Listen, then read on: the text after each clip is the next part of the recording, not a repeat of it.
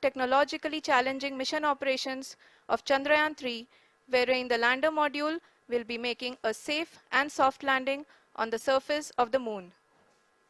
These display screens show the countdown to the power descent start as well as the path that will be followed by the lander module. We are 18 minutes away from the commencement of power descent. India is at the brink of creating history as we all await with bated breath to witness the landing on Moon's south polar region.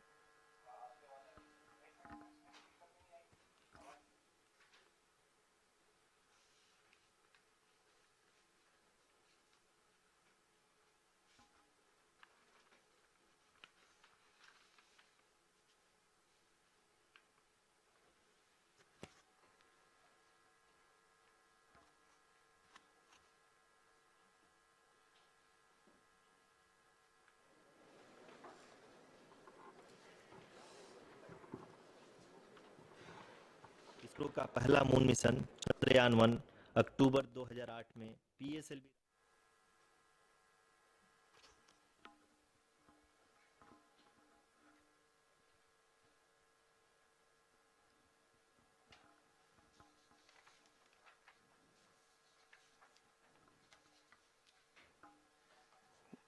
धन्यवाद आरुषि। अगर मैं सही मायने में कहूं तो अंतरिक्ष का कोई भी मिशन हो और चाहे किसी भी देश के द्वारा संचालित किया जा रहा हो, इसरो मिशन के निश्चितता और अनिश्चितता के बीच बहुत ही महीन अंतर होता है, जिससे कि एक मिशन सफल या असफल होता है। लेकिन ना हम थके ना हम हारे। हमने पिछली कमियों को सुधारते हुए आज पूरी तरह से आश्वस्त किया है कि लैंडर मॉड्यूल निश्चित तौर पे चंद्रमा के सतह पर सेफ और सॉफ्ट लैंडिंग करेगा। सभी दर्शकों के जानकारी के लिए अब हम इसरो के अब तक के सभी लूनर मिशंस को संक्षिप्त विवरण प्रस्तुत करेंगे। जी हाँ, इसरो का पहला मून मिशन चंद्रयान-1 अक्टूबर 2008 में पीएसएलवी रॉकेट के द्वारा सफलतापूर्वक प्रक्षेपित किया गया था। चंद्रयान-1 ने चंद्रमा के सतह पर पानी की खोज करके पहले ही इतिहास रच चुका है। यही कारण है कि आजकल विश्व के तमाम अंतरिक्ष वैज्ञानिक और स्पेस एजेंसियां चंद्रमा को और करीब से जानने के लिए उत्सुक दिख रही हैं। अगर हम बात करें चंद्रयान-2 की, जो इसरो का दूसरा मिशन है, जुलाई 2019 में इसरो के सबसे ताकतवर रॉकेट LVM-3 द्वारा सफलतापूर्वक प्रक्षेपित किया गया था और आज भी लगभग 4 साल बाद यह चंद्रमा के 100 किलोमीटर के सर्कुलर ऑर्बिट में घूमते हुए बहुत ही उत्तम क्वालिटी का डेटा प्रदान कर रहा है। मिशन के प्रारंभ में इसकी आयु 1 साल निर्धारित की गई थी, परंतु LVM-3 द्वारा बहुत ही सटीक इंजेक्शन और मिशन मैनेजमेंट की वजह से चंद्रयान-2 काफी लंबे समय तक कार्यरत रहेगा। अब तक चंद्रयान-2 चंद्रमा के लगभग सभी भागों का चित्र ले चुका है। इसका एक बहुत ही महत्वपूर्ण पेलोड OHRC यानी कि ऑर्बिटर हाई रेजोल्यूशन कैमरा विश्व का सबसे बेहतरीन कैमरा है, जो कि चंद्रमा की सतह का लगातार पिक्चर भेज रहा है। अब मैं आरुषि जी से निवेदन करूंगा कि वो आप लोगों को इसरो के वर्तमान मिशन चंद्रयान-3 के बारे में बताएं। अभी आपने मिश्रा जी के द्वारा सुना इसरो के अब तक के लूनार मिशंस का विवरण। अब चलते हैं towards Chandrayaan-3, the follow-up mission of Chandrayaan-2, which has been designed to accomplish our mission goals. The primary objective of Chandrayaan-3 mission is the demonstration of safe and soft landing on the lunar surface. This demonstration is a critical aspect for ISRO's future interplanetary missions. In addition to this, the mission objectives also include demonstration of roving capability and conduction of in situ scientific experiments on Moon's surface. Carried on the shoulders of India's heaviest rocket LVM-3 on the 14th of July, Chandrayaan-3 was placed in the precise elliptic parking orbit of size 170 by 36,500 kilometers. ISRO, in its mission plan of following the incremental trajectory approach, carried a total of 5 earthbound maneuvers.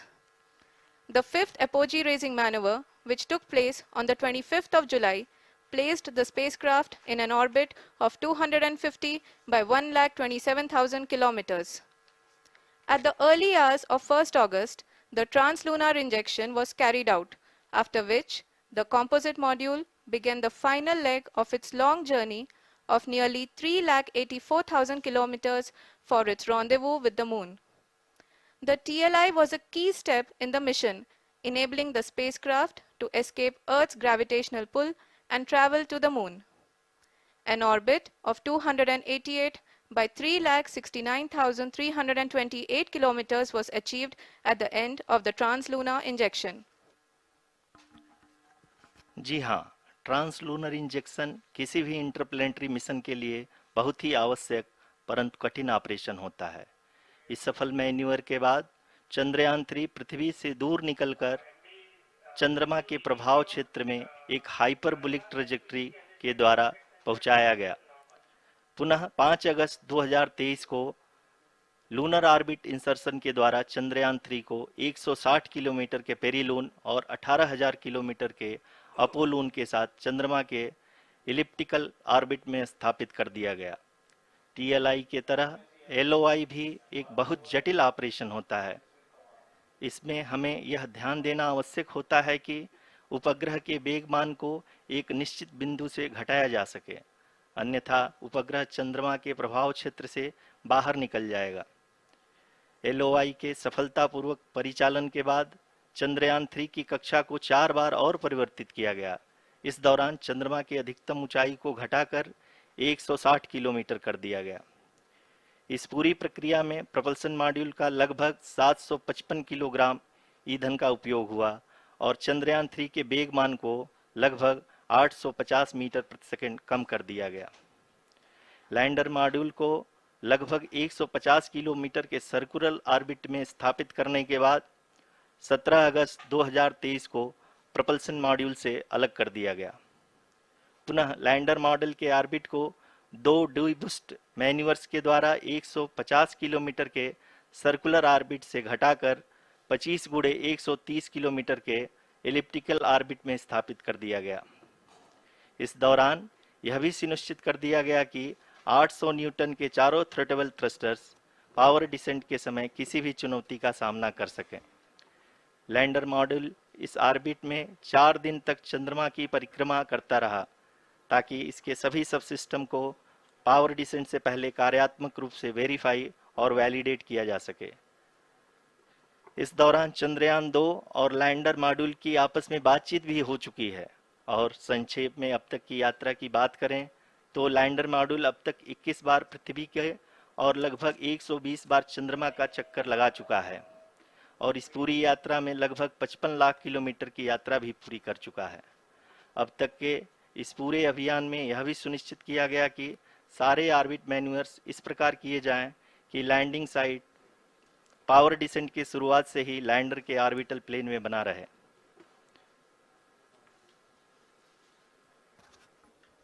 Make it further That is true complicated. indeed.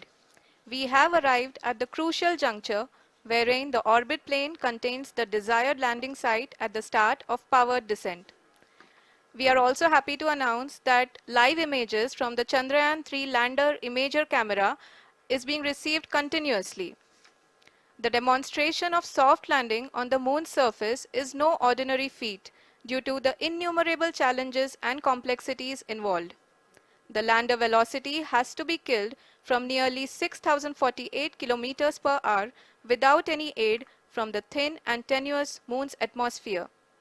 The lunar dust at the time of landing and the craters and boulders scattered over the moon's surface make it further complicated to achieve this. The new and improved Chandrayaan 3 design has been built after envisaging all the scenarios which the lander module can encounter. With several software improvements, provision for full-level redundancies, a plethora of special tests, namely the integrated hot test, integrated cold test, and lander leg drop tests were carried out for the lander module. The success of these tests has provided great confidence in the performance of all the onboard sensors, propulsion system, and associated guidance, control, and navigation algorithms. The key findings during the tests have enabled to improve the overall system performance. The largely unexplored south pole of the moon has been chosen as the intended landing site since there is a possibility of finding ice and other minerals which would be vital resources for future explorers. Apart from continuing investigations pioneered by Chandrayaan-1 and Chandrayaan-2, the Chandrayaan-3 mission will also provide invaluable data to the science community around the world. Let us give our viewers a glimpse on the configuration of Chandrayaan-3 mission.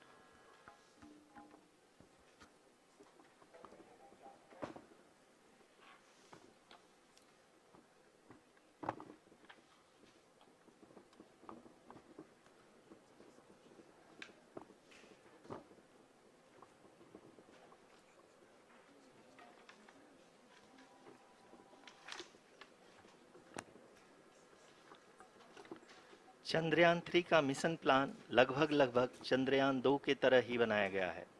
यहाँ यह भी सुनिश्चित किया गया है कि चंद्रयान 3 को rocket से अलग होने से लेकर के चंद्रमा के निकटतम कक्षा में स्थापित होने तक सारी गतिविधियां चंद्रयान 2 के तरह ही हों।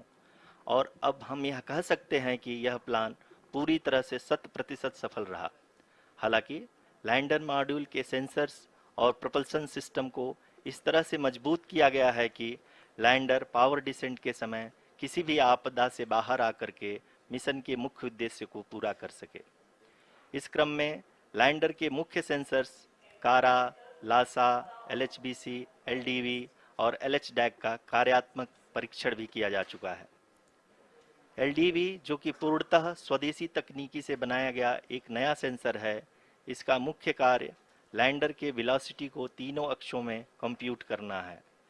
पावर डिसेंट के दौरान लैंडर के सटीक पोजीशन और वेलोसिटी का ज्ञान होना बहुत ही आवश्यक है। लिराप यानी laser inertial referencing and accelerometer package इस कार्य को पावर डिसेंट के दौरान बखूबी निभाएगा। ट्रैजेक्टरी जनरेशन जो कि चंद्रयान 3 मिशन के लिए बहुत ही अहम है, क्योंकि हर ऑर्बिट मैन्यूवर के बाद यह सुनिश्चित किया जाता है कि लैंडर की मिशन ऑब्जेक्टिव को ना बदले। इस क्रम में मैं यह भी आपको बता दूं कि ऑर्बिट डिटर्मिनेशन जो कि उपग्रह के पोजीशन और वेलोसिटी को बहुत ही एक्यूरेटली बताता है, एक बहुत ही कठिन और जटिल कंप्यूटेशन और एस्टिमेशन होता है। यहाँ यह भी जानना महत्वपूर्ण है कि चंद्रयान 2 का OHRC पेलोड अब तक काफ़ी ऊंचे स्तर का डैम प्रदान किया है, जिसके फलस्वरूप लैंडिंग साइट की सीमा को बढ़ाकर 4 गुणे 2.4 किलोमीटर कर दिया गया है, जो कि पावर डिसेंट के दौरान सॉफ्ट लैंडिंग कराने में काफ़ी सहायक सिद्ध होगा। Apart from the sensors, Chandrayaan-3 is equipped with a suite of sophisticated payload instruments. While Chandrayaan-1 and Chandrayaan-2 orbiter have provided abundant remote sensing data of Moon, equally important are the on-site localized measurements that provide ground truths. Lander and rover have payloads which are completely new and will perform in situ analysis of lunar surface. The two spectroscopes on rover, APXS and LIBS, will actively measure the surface elemental abundances at the landing location and surrounding area. The lander carries a seismometer ILSA that can sense impact events and lunar quakes. The thermal probe CHAST will measure the temperature profile and thermal conductivity of Moon's regolith. The Rambha payload will carry out lunar ionosphere studies, while the laser retroreflector array shall be a passive location indicator for future spacecraft equipped with laser altimeter. The propulsion module has not been left behind, and an experimental shape payload has been added to it as a value addition. It will help in understanding the nature and characteristics of water-rich planets and will also aid in the future study of potentially habitable exoplanets. We are minutes away from the start of powered descent. The entire powered descent shall be carried out by the onboard autonomous landing sequencer or ALS, which is a series of instructions preloaded to the lander module. These instructions include the commands to be executed, data to be collected and analyzed, and decisions to be made and executed autonomously throughout the powered descent.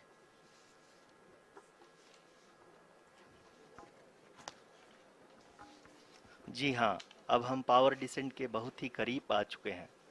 हम आपको बताते चलें कि power descent को कुल 4 चरणों में बांटा गया है।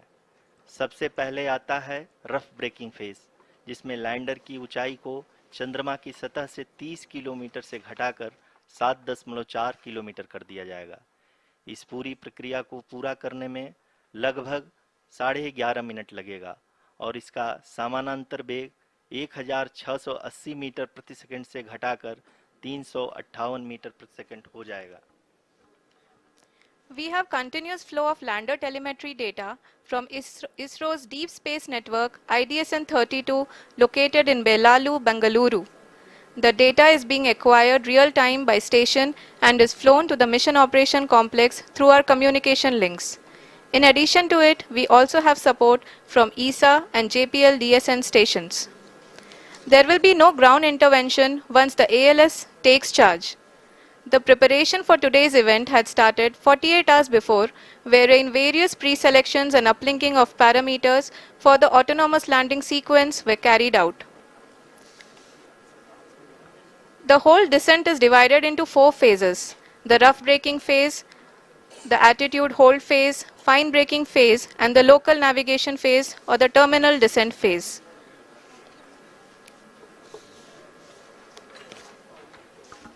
जी हाँ, एटीट्यूड होल्ड फेज, जो कि पावर डिसेंट का दूसरा चरण है, एक बहुत ही महत्वपूर्ण फेज है।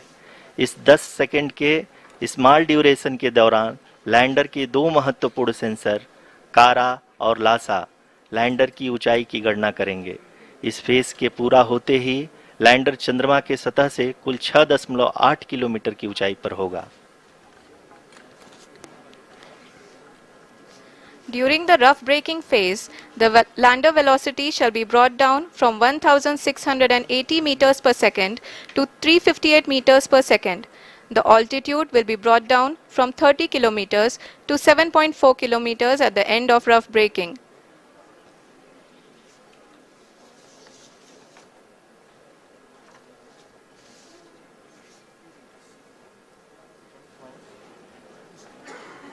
Currently,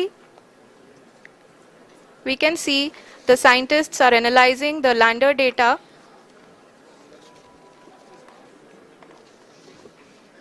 जी हाँ, हम ये देख सकते हैं कि मिशन ऑपरेशन कॉम्प्लेक्स रूप में बैठे सभी वैज्ञानिक ये जो भी डेटा देख रहे हैं वो डीप स्पेस नेटवर्क IDSN 32 के द्वारा प्रोवाइड किया जा रहा है।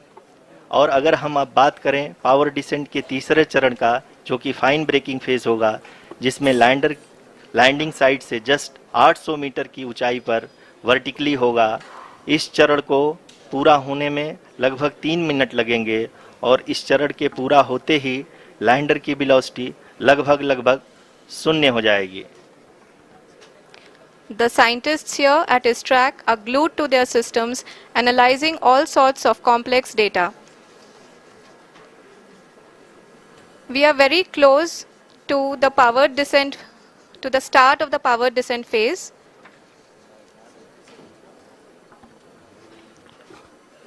जी हाँ, अगर हम अब बात करें पावर डिसेंट के चौथे और अंतिम चरण का, जो कि लोकल नेविगेशन फेज या टर्मिनल डिसेंट फेज भी कहा जाता है, इस दौरान लैंडर के 2 इंजन बंद कर दिए जाएंगे और लैंडर के सेंसरों द्वारा इसके हाइट और वेलोसिटी की गणना इनर्शियल नेविगेशन को भेज दिया जाएगा। इस दौरान लैंडर 150 मीटर की ऊंचाई को प्राप्त करने के बाद कुल 131 सेकंड लगाएगा। इस पड़ाव पे आने के बाद पुनः लैंडर 22 सेकंड के लिए हवरिंग करेगा।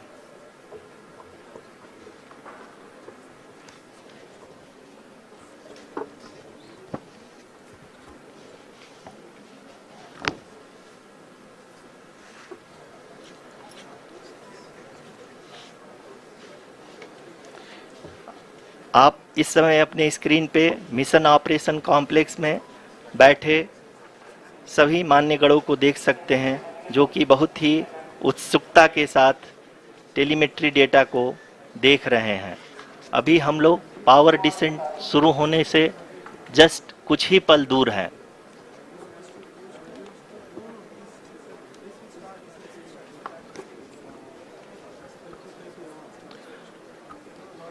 पावर डिसेंट शुरू होने में लगभग 30 सेकंड ही बचा है और हमको ये सारे data mission operation complex room में आईडीएसएन 32 के द्वारा, जो कि लगातार लैंडर के कनेक्शन में बना हुआ है, प्रदान कर रहा है। Dear viewers, the pivotal power descent has begun and the lander module is propelling towards the moon's surface along the intended trajectory.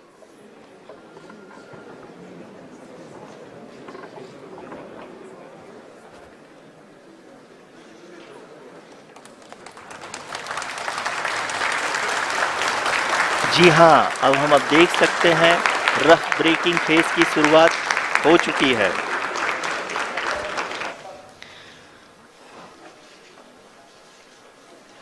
During this rough braking phase, the lander velocity shall be brought down from 1680 meters per second to 358 meters per second. The altitude will be brought down from 30 kilometers to 7.4 kilometers at the end of rough braking. All this in the duration of 690 seconds or 11.5 minutes. Currently, the Laser Inertial Reference and Accelerometer package (LIRAP) is aiding in the navigation. जी हाँ, अभी आप अपनी screen पे देख सकते हैं कि lander अब तक कुल 191 किलोमीटर हॉरिजेंटल दिशा में चल चुका है और अभी तक इसकी वेलोसिटी लगभग 31 किलोमीटर बनी हुई है।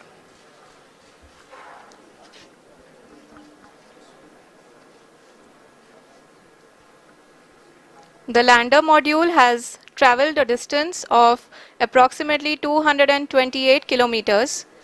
The complete downrange that will be traveled during this phase shall be nearly 713.5 kilometers.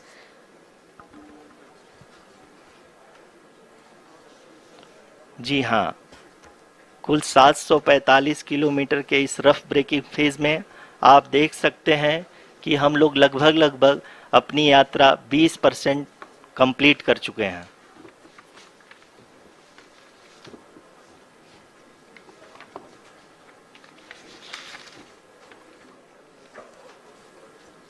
Power descent की यह शुरुआत हम कह सकते हैं कि बहुत ही सटीक और सधी हुई है, जिसमें लैंडर अपने वेगमान को अनुमानित तरीके से घटा रहा है।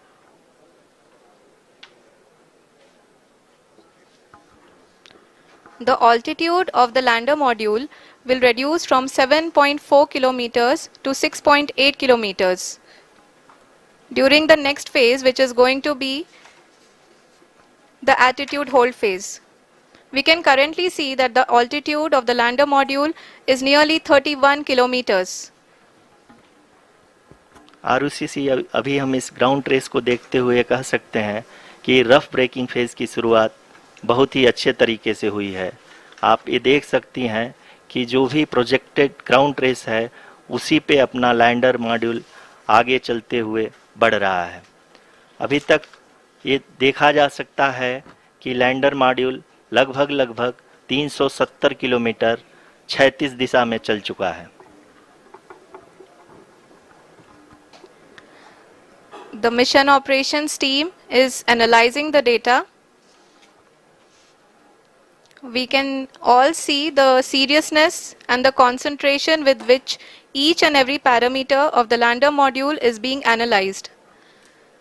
The performance so far seems to be nominal. जी आरुषि, चूंकि एएलएस एक्टिवेट किया जा चुका है, इसलिए ग्राउंड से कोई कमांडिंग नहीं की जा रही है। इस दौरान आपके स्क्रीन पे ये सारे डेटा इसरो के डीप स्पेस नेटवर्क से रियल टाइम में आ रहे हैं। इस मिशन में सेकेंड और थर्ड ऑर्डर गाइडेंस पॉलिनोमियल का प्रयोग हुआ है, जो कि इनर्शियल थ्रस्ट और एंगल के हमेशा सुनिश्चित करेगा। During the entire descent, there is no ground intervention as the ALS has taken charge.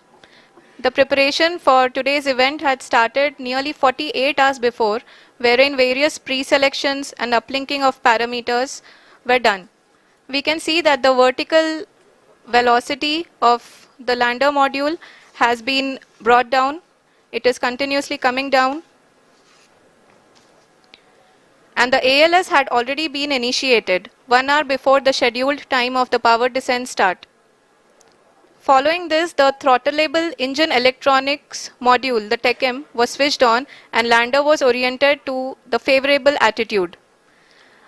जी हाँ, आप अपनी स्क्रीन पे देख सकते हैं कि लैंडर मॉड्यूल जिसकी शुरुआत में वेलोसिटी 1680 मीटर पर सेकंड थी, लगभग 1150 मीटर पर सेकंड हो चुकी है, जो कि एक बहुत ही मैजेस्टिक शुरुआत कही जा सकती है इस रफ ब्रेकिंग फेज के लिए।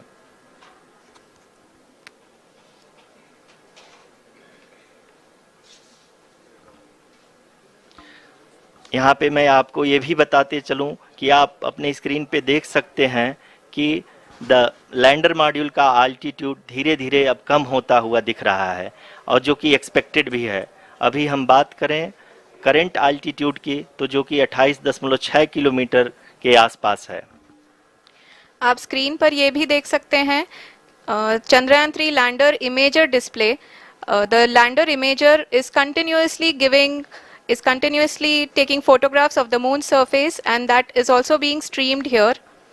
Currently the horizontal velocity has been brought down and the distance traveled is 574 kilometers.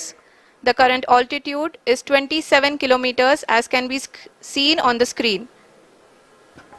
जी हाँ, करीब करीब अपने आधे सफ़र को पूरा करते हुए इस रफ ब्रेकिंग फेज में लैंडर बहुत ही आगे की तरफ बढ़ते हुए अपनी ऊंचाई को घटा रहा है।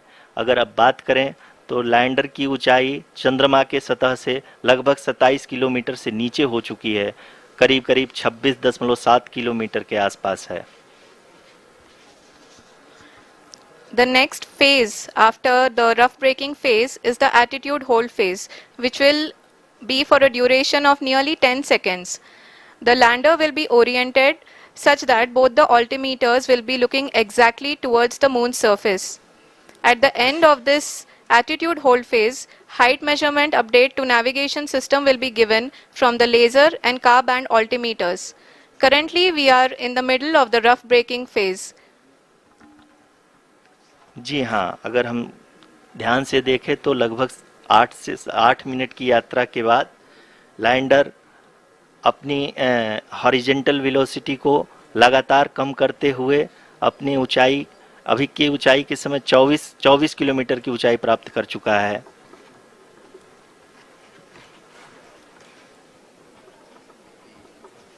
अब तक के आंकड़े को देखते हुए हम कह सकते हैं कि लैंडिंग पूरी तरह से नॉमिनल है।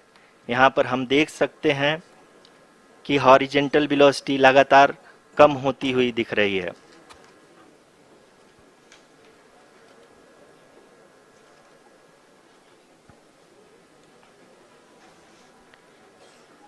The altitude of lander from ground is currently 22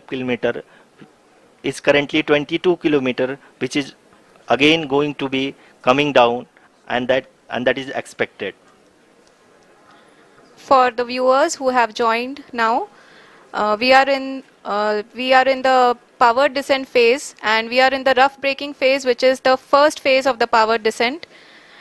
We have currently traveled a downrange of 697 kilometers, and the downrange that has to be traveled during this phase is 713.5 kilometers. जी हाँ, अभी आप देख सकते हैं कि लैंडर की horizontal velocity लगभग 720 metre प्रति सेकंड हो गई है। लगभग हम ये कह सकते हैं कि 900 मीटर प्रति सेकंड वेलोसिटी को कम किया जा चुका है।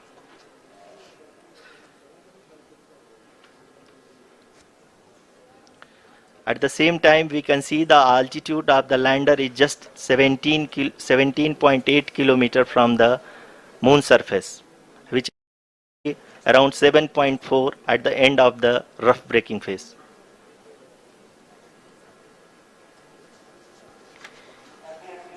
इस फेज के बाद हम जाएंगे towards the attitude hold phase, where we will be expecting sensor update from the laser and car band altimeters.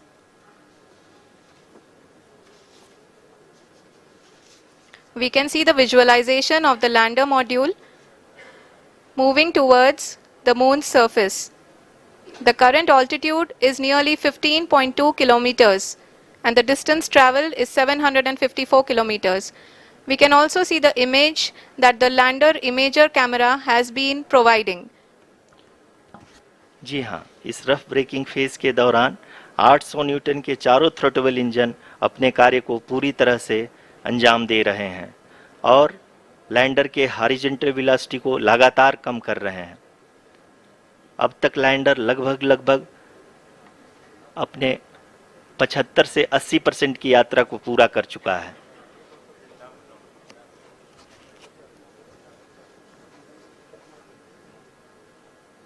After the rough braking and the attitude hold phase, we shall be having the fine braking phase, which will continue for nearly 3 minutes. The whole phase is being driven by the autonomous landing sequencer and there is no intervention from ground. जी हाँ आरुषि, अभी आप अपनी screen पे देख सकती हैं कि जो करंट आल्टीट्यूड है चंद्रमा के सतह से लगभग 10 किलोमीटर के आसपास है। जी हाँ,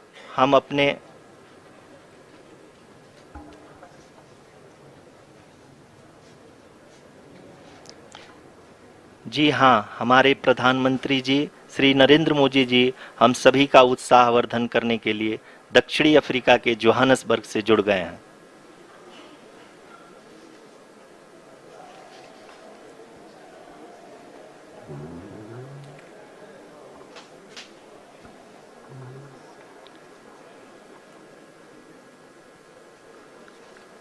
Yes, we are privileged to have with us Honorable Prime Minister of India, Shri Narendra Modi ji, who has joined us from South Africa's Johannesburg to encourage us.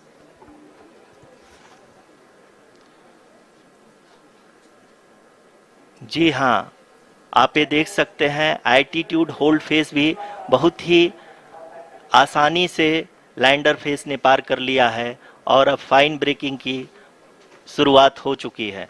अभी हम ये देख सकते हैं कि लैंडर की ऊंचाई लगभग 5.6 किलोमीटर है, जो कि इस फेज के उपरांत लगभग 800 मीटर हो जाएगी।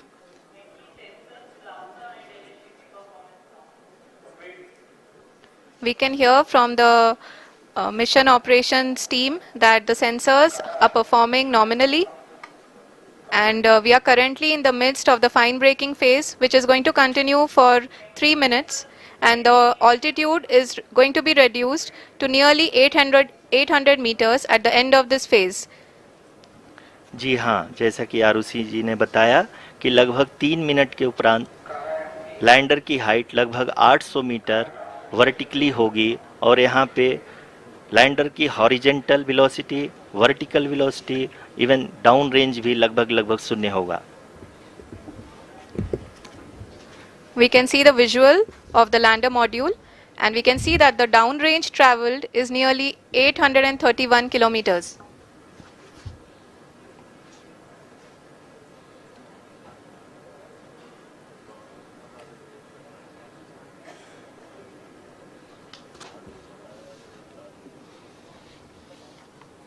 जी हाँ, आप अपनी स्क्रीन पे देख सकते हैं कि लैंडर की ऊंचाई अब चंद्रमा की सतह से लगभग 3 किलोमीटर से कम हो चुकी है।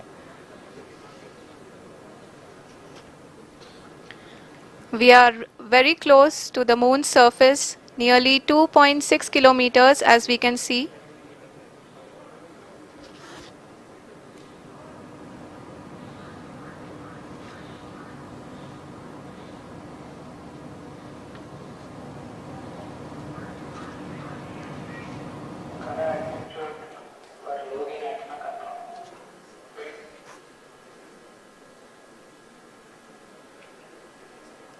जी हाँ, अभी आप देख सकते हैं कि लैंडर की ऊंचाई लगभग 1 किलोमीटर के आसपास है।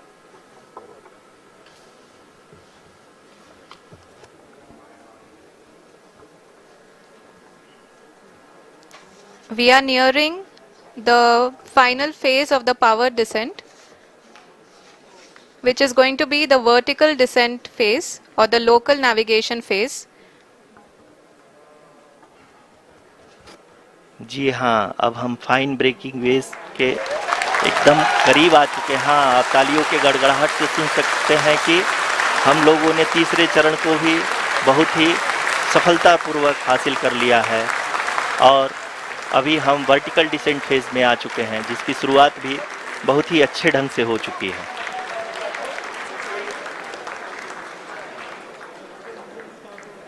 Lot of applause indicates that till now the performance has been nominal. We are in the vertical descent phase 1. The altitude is being brought down from 800 meters and we are nearing and approaching the lunar surface. जी, आप अपने screen पे देख सकते हैं कि lander का height लगातार कम होता जा रहा है। इस समय हम लैंडिंग साइट के जस्ट ऊपर हैं और इस समय इसकी ऊंचाई लगभग 600 मीटर के आसपास है। इस फेज के दौरान लगभग 150 मीटर के ऊंचाई पे पहुंचने के बाद लैंडर अगेन लगभग 20 से 22 सेकंड के लिए हॉवरिंग करेगा। We are above the landing site. The horizontal as well as the vertical velocity is now being constantly reduced. And the lander module has begun its descent towards the landing site.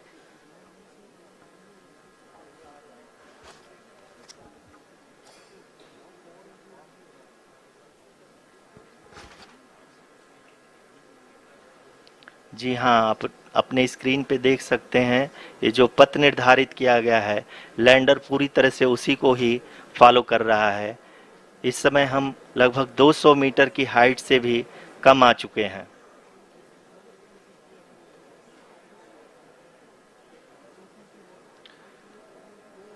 अब हम ये देख सकते हैं कि हम लगभग 150 metre की ऊंचाई पे हैं चंद्रमा के सतह से।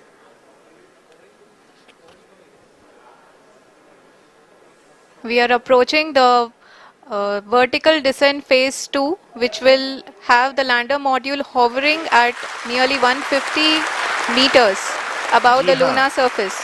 जी हाँ, आप इस तालियों के गड़गड़ाहट को सुन सकते हैं, जो कि सेकेंड हैवरिक फेज के कंप्लीट होने के बाद इन सारे वैज्ञानिकों के द्वारा की जा रही है।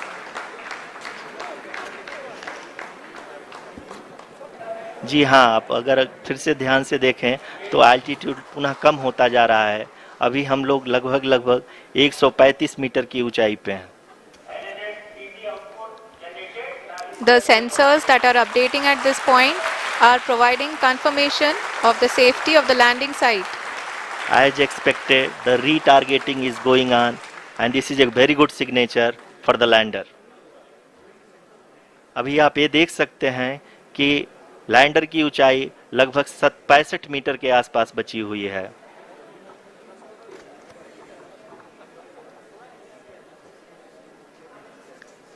Currently, only 2 engines are now being fired, and we are nearly at zero velocity, vertical and horizontal. We were hovering, and now we are approaching the moon's surface. धीरे धीरे लैंडर की वेगमान को कम किया जा रहा है और हम अब लगभग 50 मीटर से भी कम आ चुके हैं। We can see the Honorable Prime Minister, Shri Narendra Modi ji, who is here to encourage us, and he is critically looking at the visuals.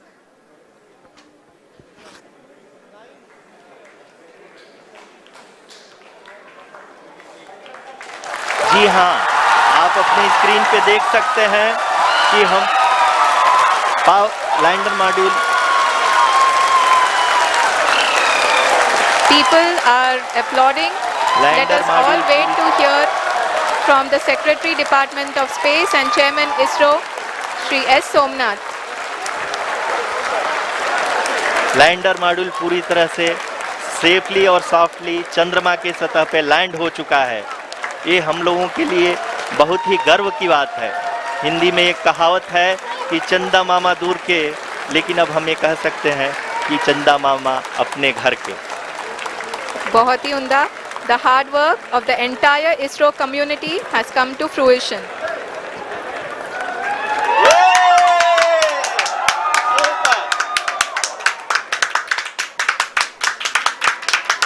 आदरणीय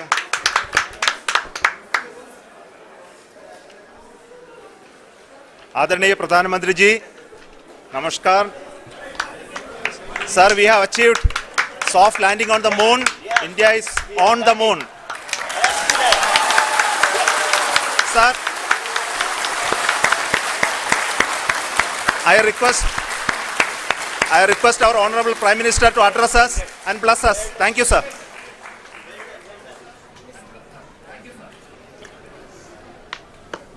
मेरे प्यारे परिवारजनों, जब हम अपनी आंखों के सामने ऐसा इतिहास बनते हुए देखते हैं तो जीवन धन्य हो जाता है। ऐसी ऐतिहासिक घटनाएं राष्ट्र जीवन की चिरंजीव चेतना बन जाती है। ये पल अविस्मरणीय है। ये क्षण अभूतपूर्व है। ये क्षण विकसित भारत के शंखनाद का है। ये क्षण नए भारत के जयघोष का है। ये क्षण मुश्किलों के महासागर को पार करने का है। ये क्षण जीत के चंद्र पथ पर चलने का है। ये क्षण 140 करोड़ धड़कनों के सामर्थ्य का है। ये क्षण भारत में नई ऊर्जा, नया विश्वास, नई चेतना का है।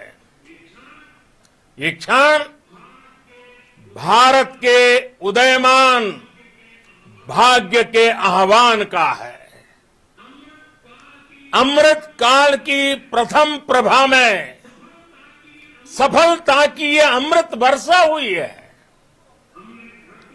हमने धरती पर संकल्प लिया और चांद पर उसे साकार किया। और हमारे वैज्ञानिक साथियों ने भी कहा, India is now on the moon. आज हम अंतरिक्ष में नए भारत की नई उड़ान के साक्षी बने हैं।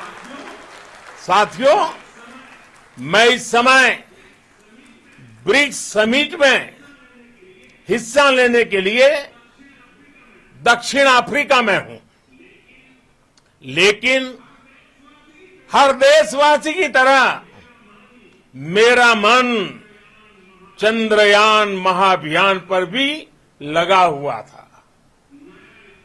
नया इतिहास बनते ही हर भारतीय जश्न में डूब गया है।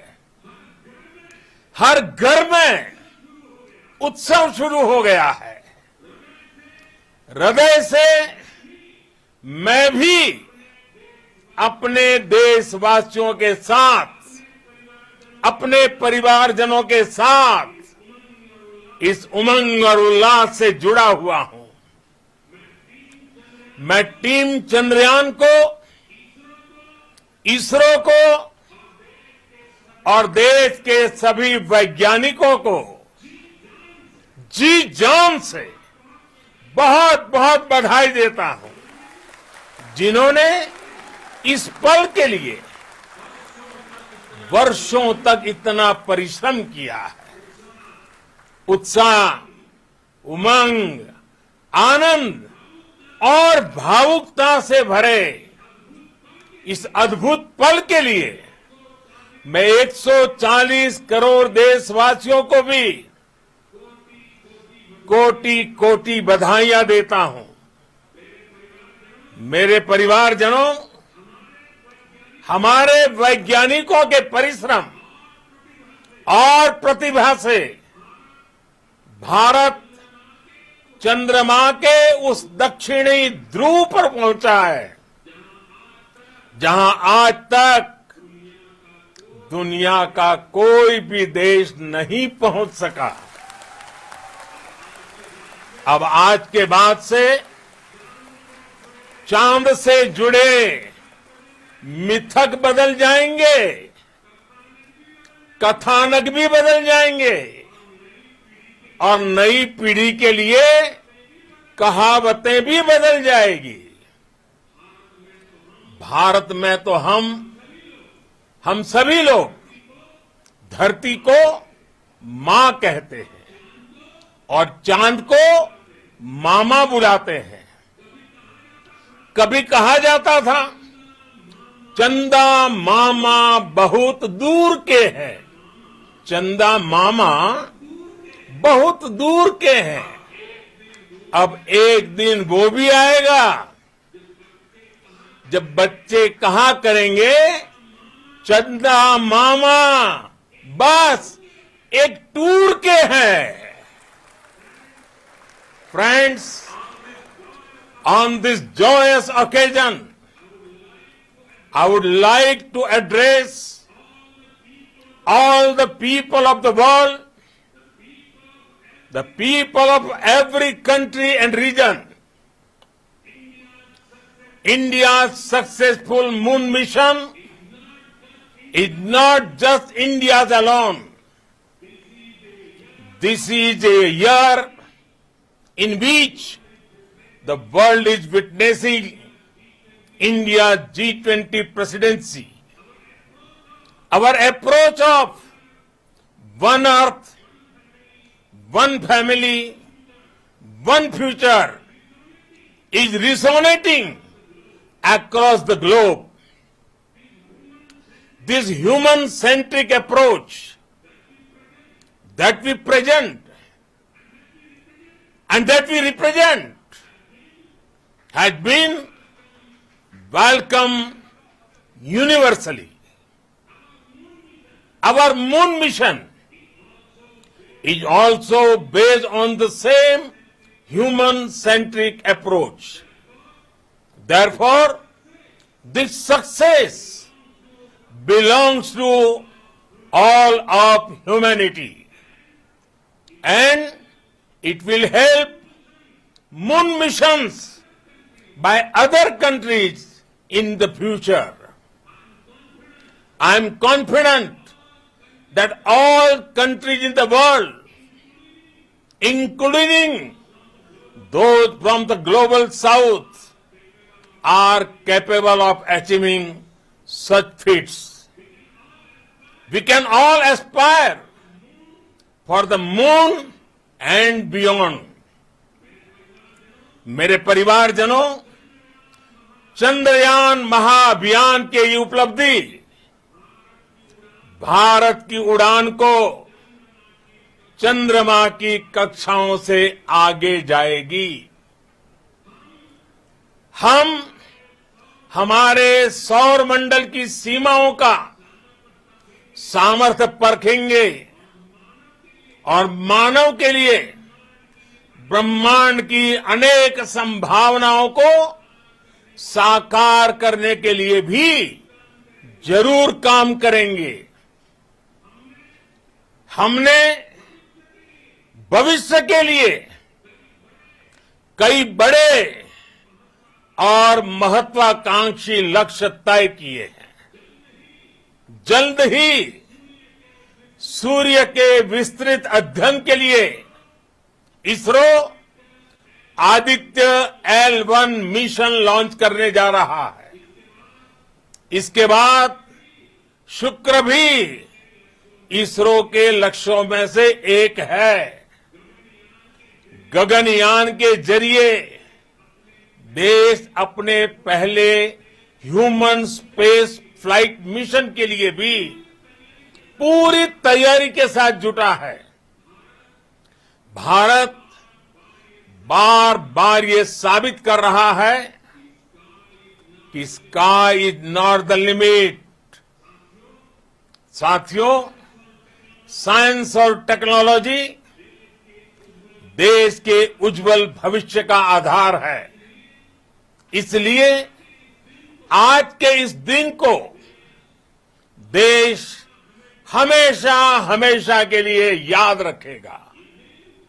यह दिन हम सभी को एक उज्जवल भविष्य की ओर बढ़ने के लिए प्रेरित करेगा। ये दिन हमें अपने संकल्पों की सिद्धि का रास्ता दिखाएगा। ये दिन इस बात का प्रतीक है कि हार से सबक लेकर जीत कैसे हासिल की जाती है। एक बार फिर देश के सभी वैज्ञानिकों को बहुत बहुत बधाई और भविष्य के मिशन के लिए ढेरों शुभकामनाएं। बहुत बहुत धन्यवाद।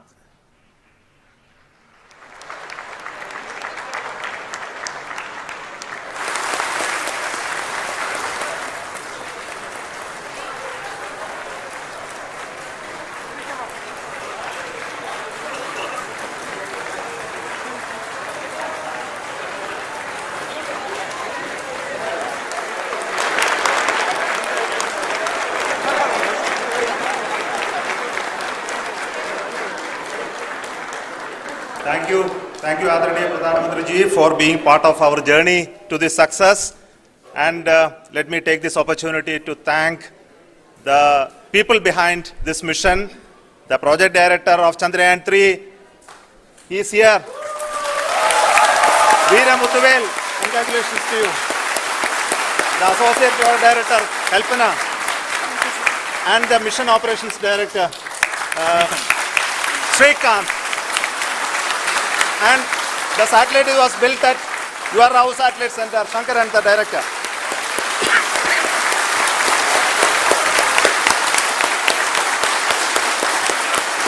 Thank you, sir. Hello.